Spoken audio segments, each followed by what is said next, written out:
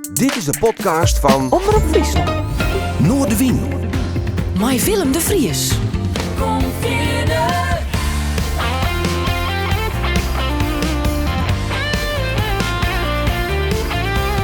Alles wat te speelt.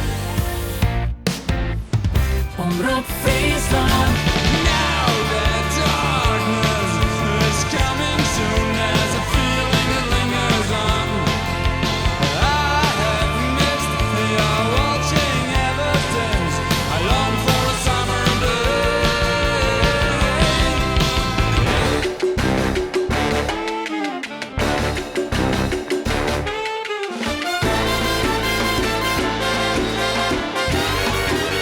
Dit is Noordewien.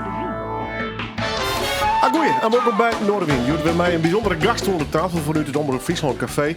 We hebben vaker de gast en meestal gaat het dan over een deel van de skiertnis van de muziek in Friesland. En Joert zullen we het hebben over de Stichting Friesland Pop. Een begrip intussen, want ze bestaan al een tijd. En het is Beert Horsterhaven die in de skiertnis van deze organisatie doken is. Want 6 januari is het weer zover, dan zullen de Friese Pop Awards weer uitgereikt worden. Er zijn al weer nominaties geweest, je kon erop kiezen. En in al je verschillende categorieën zullen dan die prijzen uitgereikt worden. Ze bestaan inmiddels meer dan 35 jaar. Maar horen we het jet echt wel bij de Friese muziek verhoord. En we hebben om die reden met Iep en de Skavers in het nummer Summer Day. Waarom? Dat leidt Beert zelf even uit. Beert, mooi dat je er bent. Welkom. Ja, fijn Willem, dat we weer even praten kunnen, jongen. Maar we eerst over de muziek gaan, of maar we hebben nog Friesland Pop gaan? Nou, ik moet eigenlijk eerst even over de muziek gaan, hè, want dit noemen we dat hier als titel Summer Day, dus in deze donkere dagen na de crisis, zeg maar zeggen, luidt dat net zo van de honger, maar waarom doe ik dat nou? Waarom Ipe en de Skavers? Nou, Ipe en de Skavers, dat wie een hele wichtige band uit de tijd van de Friese Bries, de jaren 1984, 1990. Maar die groep die we eerst Friestalig onder de naam Squor. En ze hier bij live optreden soms ik een achtergrond koorken bestaande uit 3 vrouwen. En dat hier dan als naam de Squorkers.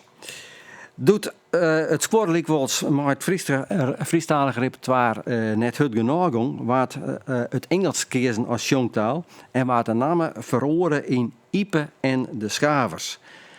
De destijds stiekem bekende dominee Ipe Skaver leverde de inspiratie voor die namen. En als Ipe en de Skavers spelen de band over heel Nederland en wie tegen succesvol met zijn tegen catchy gitaarrock. En 2 van haar nummers, en Summer Day weer erin van, die kwamen te staan op de CD Frisian Airplay uit 1988. En die ski Willem weer de eerste taatsbare, neem ik dat maar, activiteit van de Stichting Friesland Pop. Dat wij het in deze aflevering van Noordewien nog speciaal over hebben zullen. Want Friesland Pop heeft namelijk van hele grote betjutting west. En dat is het nog altijd voor het popmuziekklimaat in Friesland. En de al op 6 januari dan is het weer taag om het uitreiken van allerhande awards. De terminologie is dan Engels. Voor verdiensten in de Friese popmuziek, terug Friesland Pop. Maar in deze Noordewien wil ik het speciaal hebben over steeds maar de eerste goed 25 jaar van Friesland Pop. En wat in die jaren alle jaar voor concreet door de stichting ter stoombracht is. Want de Zuidelijke Friesland Pop is al zo'n 25 jaar oud. De stichting werd in die oprichtte in 1987 door een stikmalig muziekleefhavers uit Leeuwarden, maar als doel. En nu citeerde ik even de Roege Gids, ik ga hem hier lezen. De Roege Gids van de Friese popmuziek. Het citaat dat gaat als volgt. Zij willen een provinciale popkoepel wezen die als eerste taak hier het adviseren en informatie aan voor- en oerpopartiesten, podia en publiek uit Friesland en in Friesland.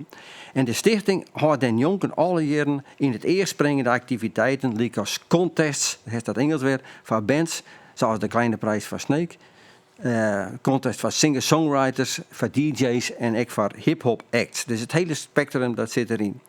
En in oparbeiding met de Schouwburgen organiseert het Friesland Pop het Fries Festival in Harmonie te Ljouwert en het gala van de Friese popmuziek. Dat is de eind van het citaat, dus uit de Roegegids van de Friese popmuziek.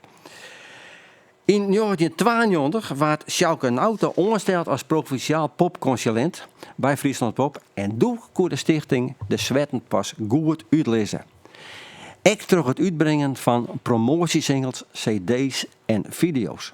En aan de hand van die singles en cd's wil ik nu een reis maken door de geschiedenis en de activiteiten van Friesland Pop.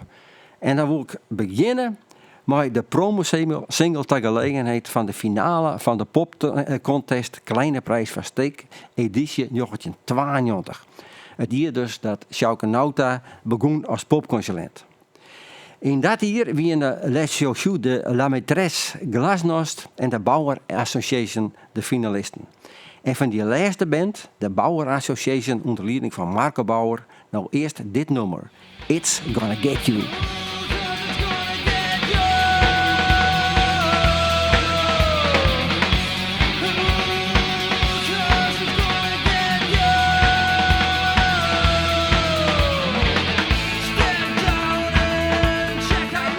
It's Gonna Get You van de groep The Bauer Association.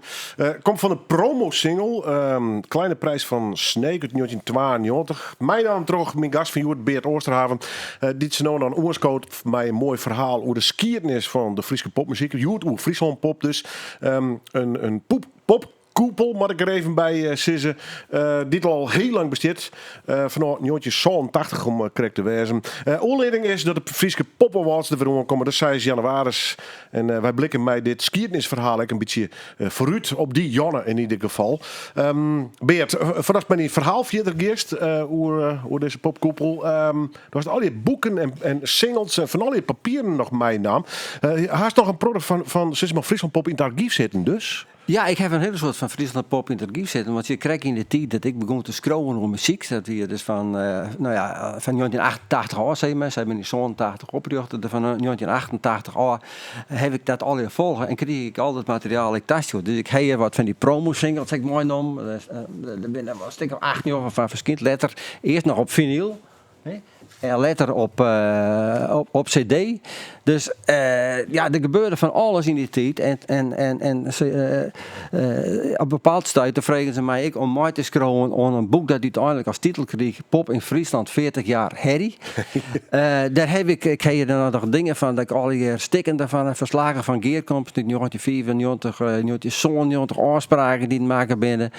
Maar uiteindelijk hier ik het op het lijst te druk om daar echt om mij te scrollen. Dus ik heb wel het hele boek mooi in de groenverf gezet. De hele planning maken van wat moet erin staan en zo wat heen en alles.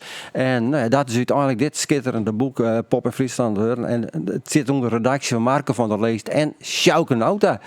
En dit boek is uitgekomen, ik heb het zelf ik nog...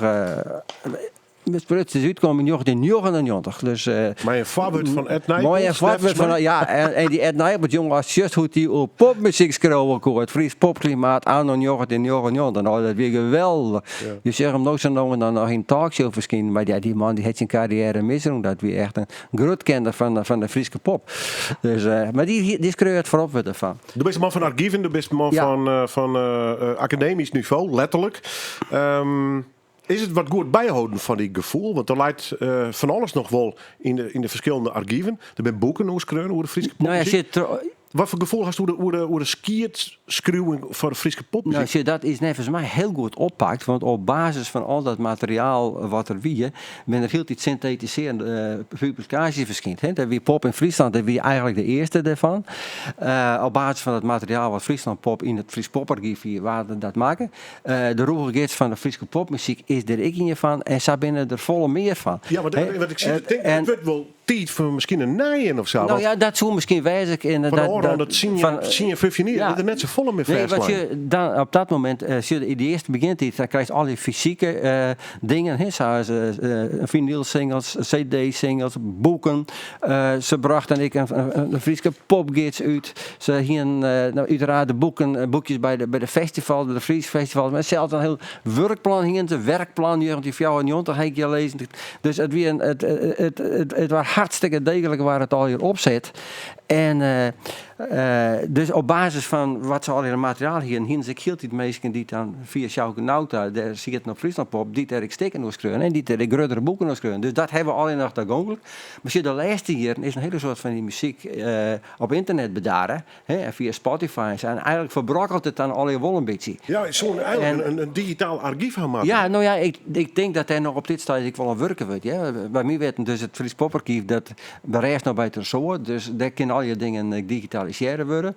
Er is een, ik meen mij heet dat het project Redbad, dat is dat er dan allerhande dingen digitaliseren worden. Maar ik weet niet hoeveel dat is. Maar de eerste jaren die wij nou behandelen, nou, daar hebben wij al in fysiek materiaal van. Ja. En daardoor kan ik dit soort verhalen bij vertellen. En daar wil ik even verder in willen. Want in het jaar dat het noemen wat we kregen van de Bauer Association uitkwam, dat we in 1992 dus, toen maak ik voor het blad Frieske Vrij een interview met de nieuwe Frieske popconsulent Sjouke Nauta. En in dat vraagpapier die blikken dat Sjouke willelijk maar wat een skalk eegje op de kwaliteit van de Friestalige muziek van die tijd. En dat is een reden van mij om Sjouke op sleeptouw te nemen naar de presentatie van de cd Simmersnier van Raboulje in Wommels. Want ik wie als tekstbegeleider en maaskerouwer hier ik Raboulje holpen bij het maatje van die cd. En als het hem te maatje heeft, weet ik niet. Maar Sjouke kwam volle positiever voor het Friestalige oer te stingen. Doet hij daar maar heen west hier. En ik wil daar even zien, omdat toen dat net liggen hier te zitten, maar even zien wat ik hier speciaal voor die uit mijn archief hel heb. Ik zal zeggen, daar zit voor die een bekende op. Ik zit voor als Squallerate, nummer 2. Mijn broer wen het er net meer trouwens, maar oorlog is smelling hoor. De rest van mijn broer. En daar hiek together met hem een management. Het heet de Big Apple Management. Fantastisch. En het zit even wat van datum erop zit. En wat van hier. Santje in oktober 1992. En de uitnodiging weer. Die erop zit. ja, CD-presentatie Raboulje, ja. Prachtig. Santje in oktober. Deelshoes. Ja. Ja. Nou, dat zit, dus dat is een bewijs van dat ik daarheen was. En ik hier Sjouke, daar dus op sleeptouw mooi. En dat werd dus in 1992. En in 1993, en dan geven we weer een verder mooie verhaal. En hier dus naar Sjouke in aanstelling. De Joeg Friesland Pop als promo-single 8 zelfs een Friestalige Frieske literatuur-cd uit. Dat was nou again.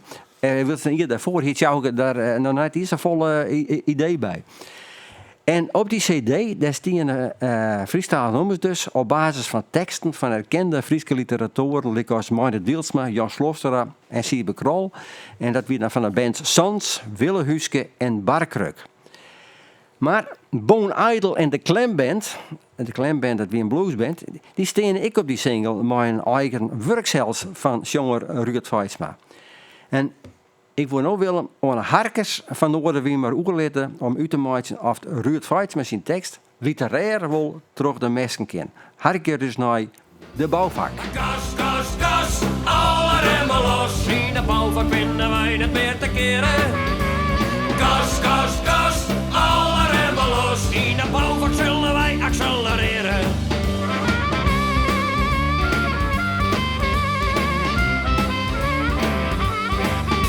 De tank vol super als normaal, de poot zee wat de gaspedaal. We zorgen wel weer wat al aan de kallen.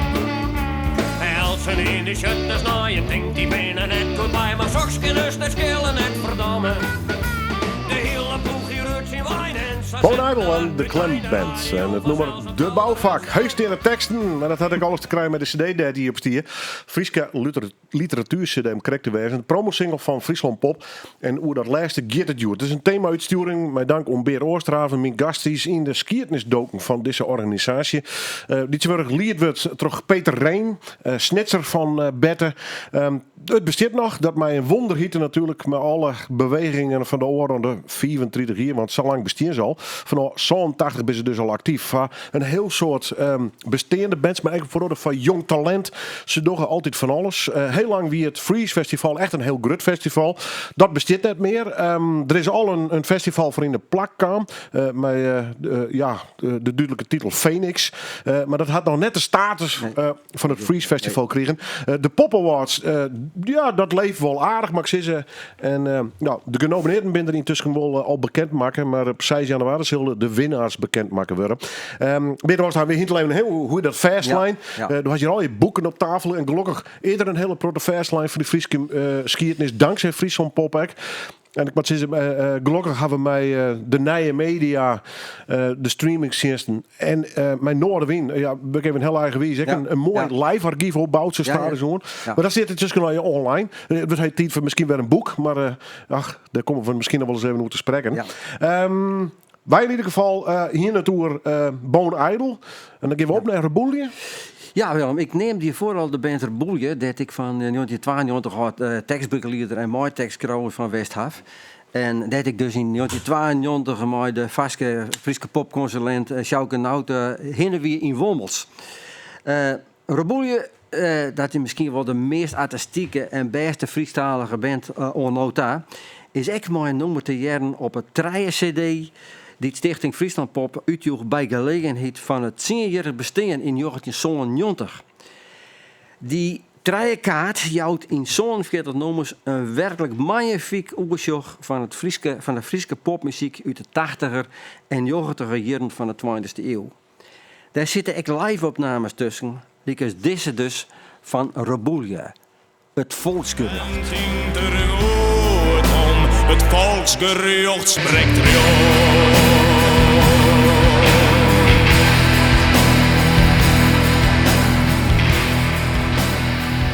Het volksgerucht van Reboelje. Wauw, wat een power zit er in dit nummer. Nee, dit wie net maar is de boer, maar dit wie Tjerk.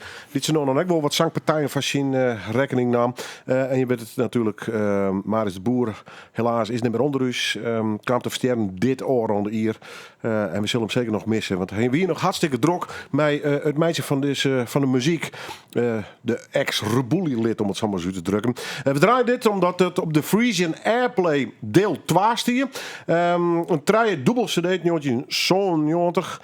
En Beer Oosterhaven, de man die doet het verhaal van Stichting Friesland Pop kwam mij deze opname in ieder geval naar voren. En ja, wat een power, Beert. Wat een fantastisch nummer. Ja, dit is geweldig. Hè? Dit jouwt toch wel de kracht van Reboelje. Dit weer de kracht van Reboelje. En als dan bij die optreden geweest en ze spelen dit nummer, ja, jongen, dan zit me daar een stuk energie in die ziel. Dat is weer echt fantastisch. Dat is echt Reboelje, nou, op zijn allerbest. Hè? Zo. Maar Willem, Friesland Pop hier dus in 1990 wil alle eer voor hem, voor de in de 90 jaren geweldig manifesterende Friestalige rock en pop. We zeggen maar Reboelje de grootste exponent van wie. Maar ik denk soms wel, ik het nog achterna bezit, de 90 jaren dat weer de glorie tikt onnota, ik kom great nog aan tijd van de Friestalige pop en rock. En Stravelte en Wiekelt Jukkan bezien, daar ben ik 12 gezien die tijd. Die staan erbij gelijk ik op die 3-cd uit 1990 Frisian Airplay 2.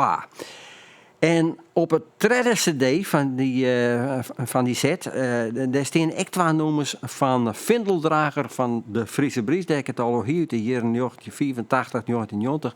Kobus gaat naar Appelschamen, onder andere Jan Kobus Zeuninga en Sietse Heimer erin. En die wichtige punkjeband maar in dit programma vanzelfs net ontbreken wil. En hier is Kobus gaat naar Appelschaat en ik. Maar het nummer You Work For Me. Maybe I'll regret someday that I chose my own way. Maybe I'll regret someday. Things I wanna do are not so easy.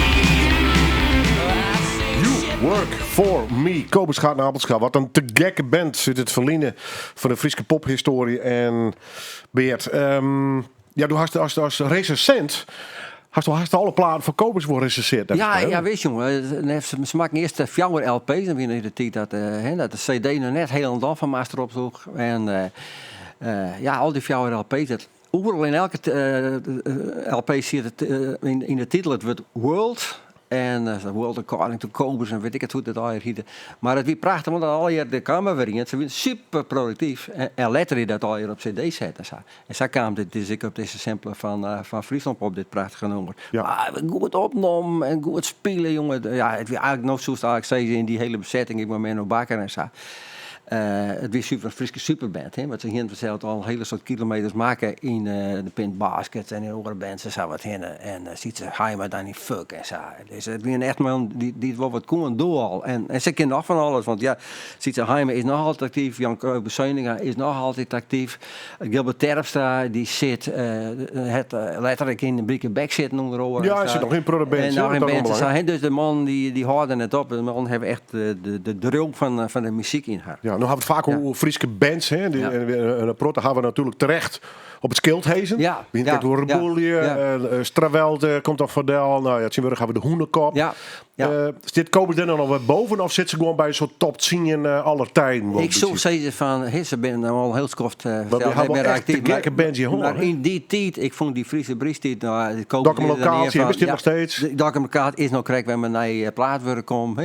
De Trump in maken, alleen die titel al vind ik geweldig. De musical daarop was dat verhaal, dan wist hoe die Trump die maken me werf opkocht omdat het skip niet meer betalen kon. Fantastisch.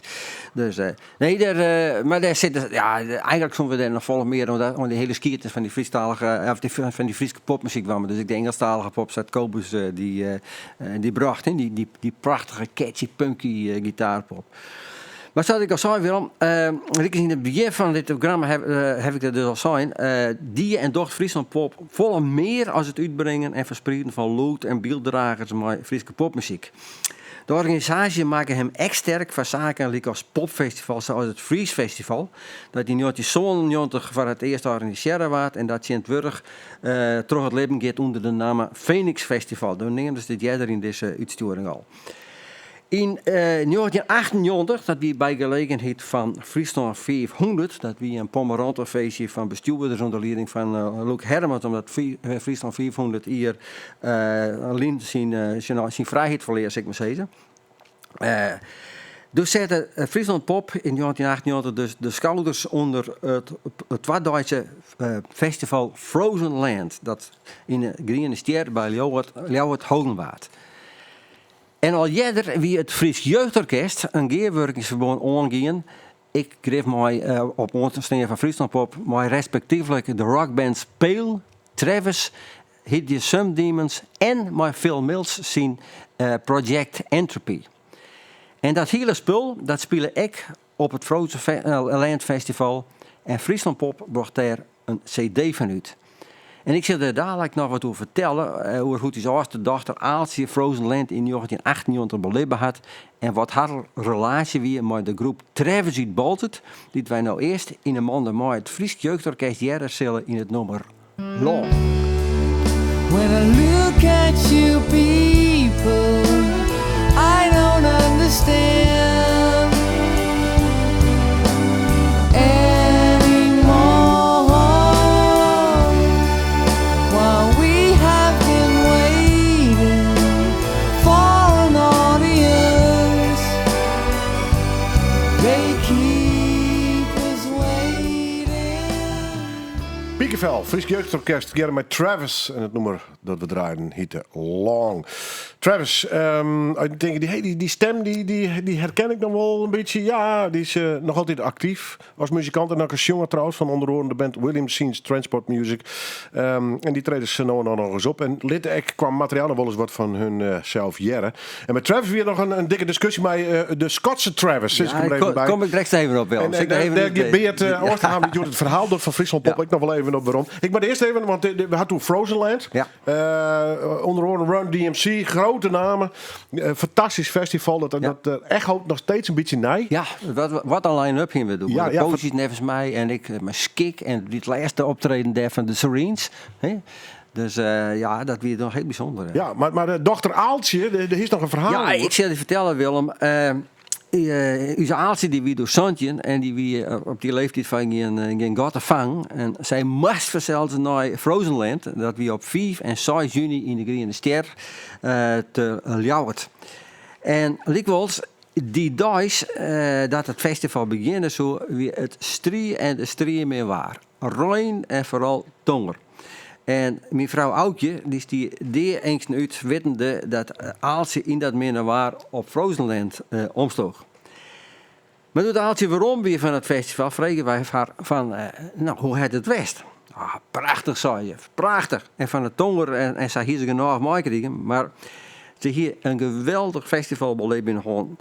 En dus dat hier niet in het paard stingen, dat meer waar. En dus mijn dank aan Friesland Pop die dat mooi organiseren. Ja, en Willem. En dan de groep Travis, hè, die zo'n mooie symbiose aangaan wie in het nummer wat je voorjaren mooi het Fries Jeugdorkest in dat nummer Long.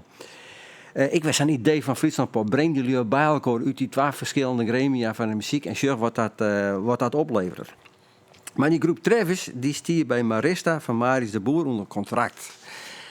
En doet haar eerste album, Wiki Purse, in 1997 verschijnt weer.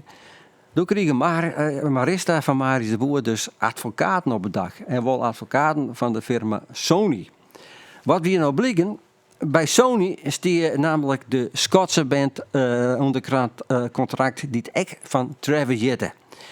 En dat weer de groep van het bekende nummer Why Does It Always Rain On Me. En nou vrij wat delibereren, want Marius de Boer die woe eerst al net om liek, toen moest toch uiteindelijk de Balzeter band Travis de naam verhoren. Die moest belezen. En die nieuwe naam die was Lucas. Nou, Lucas Offinga, die bij de middelbare squalenjeugd in Balzet tegen populair wie als meewerker van Bluescafé Het Diekje. En in dat café Willem, daar zie je het om het verhaal rond te maken. Dus als ik altijd krijgelijk als de bandleden van Travis, die dus de naam Lucas de Wahel. En Willem, ik heet er over dat Friesland Pop alle jaren het Fries Festival organiseren, dus van 1990 al. En de editie van 2002, daarmee we wat verder in de tijd, die wie onleiding om weer een dubbel CD uit te brengen. En op Fries is altijd een stalen kaart, en dan ook op Phoenix, van Friese bands te zien en te jaren. En dat is in het geval van een dubbel CD Fries uit 2006 XA. En behalve groepen als Melanocaster, Silent Express, Groove, Icepick, Slave Mill, William Scene's Transport Music. En toen nemen ze het al eventjes dat Egbert van der Werf, de jonger van Travis. En Lucas, ik, de jonger is van nog altijd warbere William Scene's Transport Music. Nou, behalve die band stiert daar ik de band Monster Tucks met een heel eigen look op. En daarom wil ik van die band nou eerst het nummer jaren later, maar als titel In a Minute. In a minute I'll arrive to a proper state of time. Yet 100 nights away. In a minute I'll arrive to a proper state of time. In a Minute, Monster Tucks. Ja, een van die fantastische Friese bands die we eer ooit hoorn ha. Bestinnen net meer. Het komt van een dubbel CD, Freeze 2006. Freeze wie natuurlijk onderdeel van het Friesland Pop organisatie. En als je kijkt in Skekel, daar hebben we het door in een soort van special. Want intussen bestaat de organisatie al heel erg lang. Maar Beert Oosterhaven, mijn gast, had het vooral over de eerste 24 jaar van deze popkoepel. We gaan nog een muzieknummer te gaan, maar we gaan nog wel even een verhaal te gaan, Beert. Hè? Ja, wat zit die nieuwsgierige band Monster Tucks, hè, dat ze krijgt door hier, die bestaat uit Erik Schippers, Derek Kuipers, Erik van Veen, Mario Dauma en Sjoerd van Kam. Die de tekst en een muziekskreuk van het nummer dat wij krijgen, het nummer In a Minute. Sjoerd van Kam het solo het nummer Vogel op het Triet, dus Bird on the Wire, bijdroegen aan het CD en LP-album Zuiver als de Blues, alle keer Leonard Cohen in het Friesk. Dat is een initiatief van Wobbe van Seijen van Universe Productions hier uit Ljouwert. Wobbe had mij in 2007 gevraagd of ik de Friese teksten daarvan leverde. En nooit heb ik op Wobbe's in fysiek ook de artiesten en groepen bij die nummer zocht en zorgen dat de hele boel opgenomen werd. Verleden hier, 2022 dus, heb ik ook de teksten van het CD-boekje en de LP-sleeve aanleveren bij Robert Wiersum van Deep Groove Records, die de boel maatjes zoekt. Nevens Robert luidt alles nou al een mooi skoft, master en al, klaar om daar CD's en LP's van te maken. Maar, doet ik Wobbe van Seijen ook gedijs mooi uitname van de 43 mooi werkende artiesten vregen hoe viert het wie maar het produceren van de CD's en LP's, joeg mij telefonisch de wien van voren. Ik heb mij daarom noodzaken gevoeld om mij uit het project waarom te lopen. Dat heb ik echt gecommuniceerd met de meewerkende groepen en artiesten. Ik vertel het hier ook even, omdat ik behalve van de groepen en artiesten ook een soort vragen omgaande de stand van zaken van dit Cohen-project van potentiële keepers van de CD en of LP kregen heb. En nou waarom naar de activiteiten van Friesland Pop in vooral de eerste 24 jaar, dat Willem al zei, van het bestaan van die warbare poepkoppel. Koepel, maar ik zeg koppel, zei ik, ja. In 2012 bestierde de stichting 24 jaar, een fans eeuw dus. En allerwijst verschijnde ik bij die gelegenheid weer plaatwerk. In dit geval een live CD-album met daarop 16 nummers van mooie maar opwerkende acts, zoals The Security and Garment, Pieter Wilkes en Blue June en Brukenbauer en The Visitor van Ernst Langhout. Maar ik, volksgenres Linde Nijland en de van Travis Lucas en William Scene's Transport Music bekende Egbert van der Werf gingen speciaal van 25 jaar Friesland Pop een geerwerkingsverbond aan. Harke maar eens hoe die beide laatsten klonken op 8 december 2012 in Stedskouwborg de Harmonie in Ljouwert. Zij brachten daardoor onder oren dit nummer, I Am Here. En voordat we die draaien in Beertelvest bedankt van die prachtig mooie historische verhaal over Friesland Pop. 6 januari in Neushoorn worden de Friese Pop Awards voor Utrecht. Want dat is de aanleiding om eens even in de geschiedenis van deze organisatie te doeken. Dank u wel voor die mooie verhaal. Voor alle papieren en boeken die hier op tafel liggen. De promo-singles. Peter Reen is de nieuwe directeur intussen van deze organisatie. En ik hoop dat hij en zijn vrijwilligers in ieder geval in slagen om het popklimaat voor de komende jaren nou in ieder geval wat positief te horen. Want het had het dreig traditioneel, maar de zaal, COVID had net echt altijd goed meewerken. Misschien het politieke klimaat is ook net altijd even pro-cultuur en muziek te combineren. Dus de popmuziek zal alle steun en energie weer nodig hebben om weer mooie acts en mooie talenten voor te brengen. Hè? Wat ik in deze situatie bezacht uit de season en draaien van deze nummers is, wat een energie zit er in die Friese popmuziek. En die energie die toch blijkt, en ik heb het idee dat er nooit weer een beweging omheen naar die COVID-tijd is. Het is toch heel bijzonder dat mensen in die Friese talige en in die Friese popmuziek altijd zo'n energie hebben om elke keer weer die mooie producten te maken. Dank u wel. I am down.